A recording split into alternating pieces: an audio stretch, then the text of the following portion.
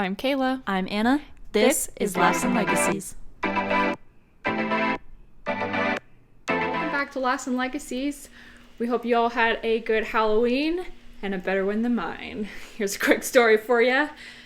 So I had a Halloween party with our ward for our church, and we got ready on Friday the 27th. We dressed up as pirates. So I got myself ready, I got my baby Xander ready, and right when my husband came home, I helped him get ready. We all get in the car, or as we were leaving to get in the car, my husband leans over to me like, how funny would it be if it was not today? And I was like, I read the text all week long. I know it's today. Don't even joke about it. But of course it still got to my head, so I went and looked at the text. And he was right. It was for the next day, the 28th. I was like, are you kidding me? I was so mad. And Anna actually was going to come and join us. And so when she showed up, she probably thought we were crazy, all sitting in our car dressed up like pirates. Like, just a cute family of pirates. It was awesome. We had her take a picture for us because, we went through all that effort. And we ended up just going to dinner. And a bunch of random people just kept looking at us like, some like we were crazy and some like, oh, they're so cute. So we just went to dinner.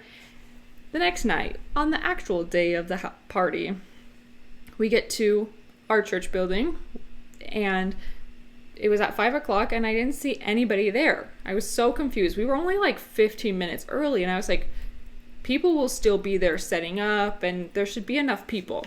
But there was like nobody, maybe 5 people.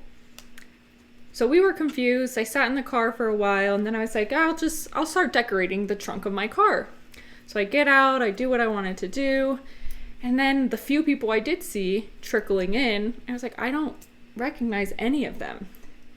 So I walked over to somebody, because I'm good with faces. I'm terrible with names, but good with faces, and I didn't nobody's face. So I walked up to somebody, I was like, hey, is this ward? And they're like, no, this is a different ward. I'm like, are you serious?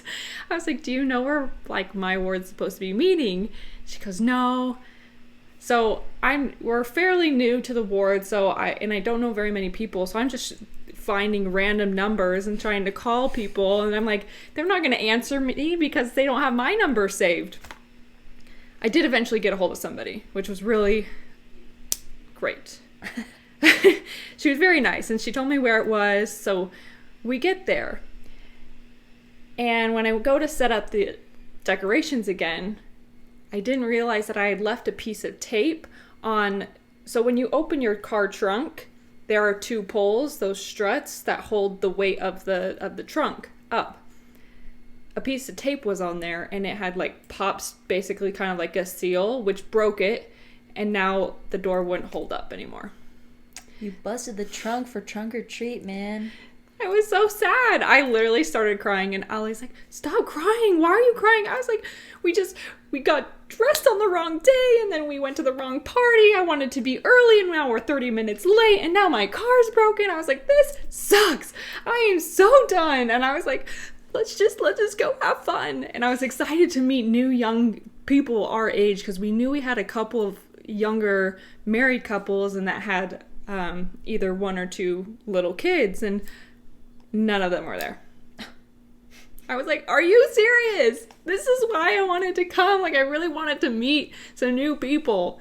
And then afterwards, we still met a lot of really nice people. I just wanted to meet somebody kind of in our same stage of life, And then afterwards, I went to like 4 different stores trying to find this part because I need to be opening the trunk of my car. I keep Xander's stroller back there, so that was my Halloween experience. It was great. That sounds like a grand adventure. Yeah, something like that. But hey, their costumes looked so freaking awesome, so thanks. It was fun. Our topic for today's episode is dumbest things I've done with friends. Oh man, we got some good ones. The first one that we thought of was our little brother Trevor. He was out with friends one night, and one of our cousins his age was in town visiting too. He was in the passenger seat. My brother's driving. They're going out. It's like 12 a.m. And my cousin sees like some sign on the side of the road. And he's like, hey, Trevor, stop. And so Trevor stops. He runs out, grabs a sign, and runs back in. He's like, let's go, let's go, let's go. And so they drive off. And they're all like seniors in high school, right? I think so. They were high schoolers for sure. And so there's no rhyme or reason for why they do things. But it was a political sign. And Trevor sees it. He's like, man, I don't think we're supposed to have that. Like, I think we should put that back. And Trevor, at least he was the brains of the group. I don't know, usually he's just like, I think he's usually the one that wants to do the dumb thing. Yeah, exactly. Like, he knows, but anyway, so he was the voice of reason there for some reason. That was crazy. And he's like, let's go put it back. So they turn around and they go put it back. Now, that's not the end, though. Mom and Dad get a call from the police. They're like, hey, we caught, like, you know, we ran your license. We saw, like, people get out, steal a political sign. You know, they might press charges. My parents were like, oh my goodness, Trevor. And that was the second time in like a week or two that he had the cops call on him. I don't remember that. Oh, he was out past curfew. Oh. With a girl. We don't need to go into that story. And they were like, yeah, we're going to press charges. And they asked Trevor, and they're like, what the heck is going on? Trevor's like, oh, yeah, this is what happened.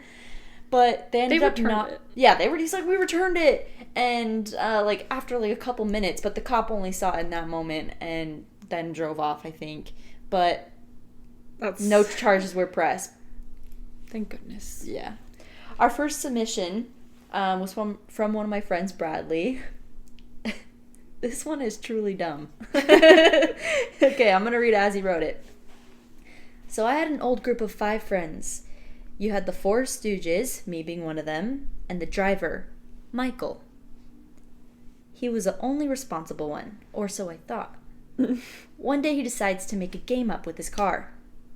The game was that at the last destination of the night of wherever they were and when they were hanging out, they would have a race. All of us had to race to the car, and the goal was to beat the driver and keep him from getting into the car. If we didn't beat him, he would lock the doors. But get this, whoever wasn't in the car had to hold on to the car while the driver did donuts. Did he at least roll the windows down? I don't think so. Well, let's see. I don't think so, because they would be able to get in, you know? Oh, true. That's true. I would totally jump through the window. He says, and they weren't allowed to get back in until they fell off or held on long enough. I need to know what the time was. How long? I know. We're missing details, Bradley. Wait until the end, okay? Oh, sorry. This game lasted about for a year before some of the guys of the group had ended up moving away because high school was done. He says, now the trick to the game was you would have no idea when the group would decide to leave, so you always kept an eye on Michael, the driver. Because whenever he felt like leaving, he wouldn't tell us. He would just start walking to the car, so you and the other guys would have to race and get to the car before him. So when they were out during the night, he would always be looking out for Michael. All of them, they had like a little system of looking out for Michael and seeing when he would leave. I feel like that's so stressful. I know. How can you even enjoy the night? He said one time we were bowling and Michael said he had to use the restroom. He went to the car. He went to the car. He was gone, so we were relaxing, thinking we were safe. Last second, someone caught him escaping, but we had to pay, so we threw a 10 at the bowling counter and dropping our shoes off while running and yelling at what our bowling lane was and so on. He says no one made it to the car before Michael did. So now it was time to suffer. All 4 of us had to get on the car, either holding hands or each other or a piece of the car, trying to make sure we didn't fall off. He said you had one person on each side of the car and the windshield. Oh, and on the windshield. They had a guy on the windshield. Apparently every side of the car, I get that. It was just madness. And so he started spinning his car. We were in a really soft dirt parking lot, so when he started going, it basically looked like we were in a sand tornado, and one by one, you just see all the guys start Flying. flying off and disappearing into the tornado. It was like a cartoon out of a horror movie. There was only... I wish I could have just always had a little camera set up in the background watching them do this stupid crap. I just imagine it so vividly. Just like your friend going, ah, reaching out his hand, just flying off in the dirtnado. A dirtnado. He says that was the only time that we were all locked out. After that, we literally made a buddy system so that the driver was never in the restrooms alone or did anything else so that wouldn't happen again. I love that so much. You know, people always think that girls always have to go to the restroom, but this group, they had a boy always go with them too. They had a boy buddy system for the restroom. I love that so much. Our next story is from one of my friends, Cami. And this was when she was a little bit younger. I'm also just going to read it like she wrote it. So, she was 17 years old. I had just graduated from high school and I felt on top of the world. So my friend and I kind of last minute decided to go to a Selena Gomez concert down in Phoenix. And we had to take the light rail so that they decided to take the light rail so that they didn't have to worry about parking, which is kind of smart. I don't know why we've never done that. Anyways, it was our first time on the light rail, and I honestly thought it was just one train that made a big circle that take you to and from any location. So they went to the concert. They had a great time. They said it was awesome, but their phones died. We weren't too worried though, because we knew exactly where the light rail was, and since we took it to get there. After the concert, we had to run to it to make that last night run, because it was well after 11 p.m. They barely made it. So we are sitting on our seats, all excited about the night we just had, and about 30 minutes into the ride, we had a sort of creepy man with a backpack sit down right next to us. We were in the very back, and there's tons of open spots everywhere, so why did he sit next to us? He starts talking to us, and as he starts reaching into his backpack. And when he did, because it was in there for a long while, his hand, and wasn't taking out, all I could think was gun, gun, gun, gun. It wasn't a gun, luckily. But he takes his hands out with nothing in it. But as this was happening, my friend casually tells him that all of our phones are dead. Why would you tell him, a stranger who's creepy, that our phones are dead? Good move. So her sister, my friend's sister, and I were both just looking at her like, shut up. And I pinched her leg to get her to shut up and not talk to the guy anymore. He casually mentioned that he's been living in a halfway home that he ran away from. Anyways, fast forward, and this man is about to get off the light rail. As he does, he mentions us not to go outside on the following Thursday and to tell everyone we love the same thing. To stay inside. Super freaky. Absolutely not. He leaves, and the rest of the light rail was pretty empty. We hit one more stop, and the driver comes back to us and tells us that we have to get off because this was the last stop of the night. We were all so confused. We were over an hour away from our house, and it was like close to 1 a.m. with no phones.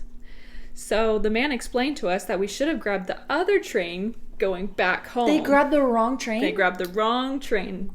Went opposite direction. So they probably went way off into like, I don't know how far the light rail actually goes, but they were probably out in like Peoria or something. And because they were already in Phoenix, right? If they kept going north. I think it goes north and south. Now I gotta look. They just went the opposite direction. They just went the opposite direction. But like an hour away from home. Oh my.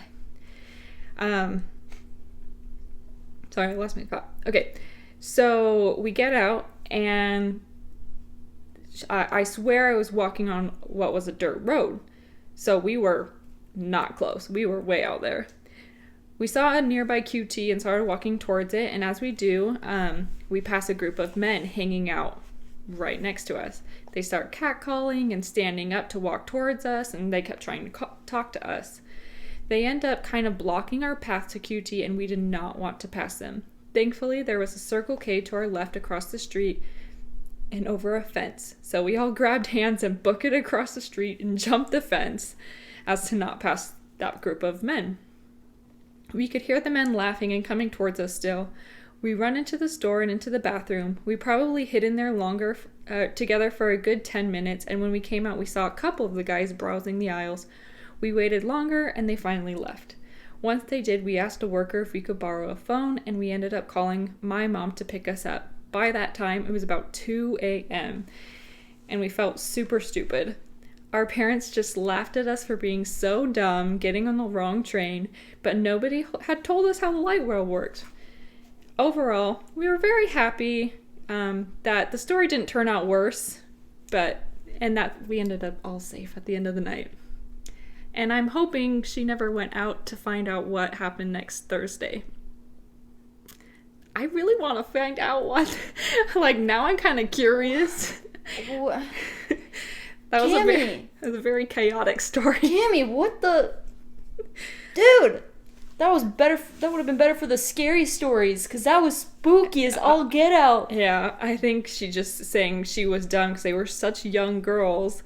Because she was 17, but she had her friend's sister there who was younger than them too. Just a bunch of girls.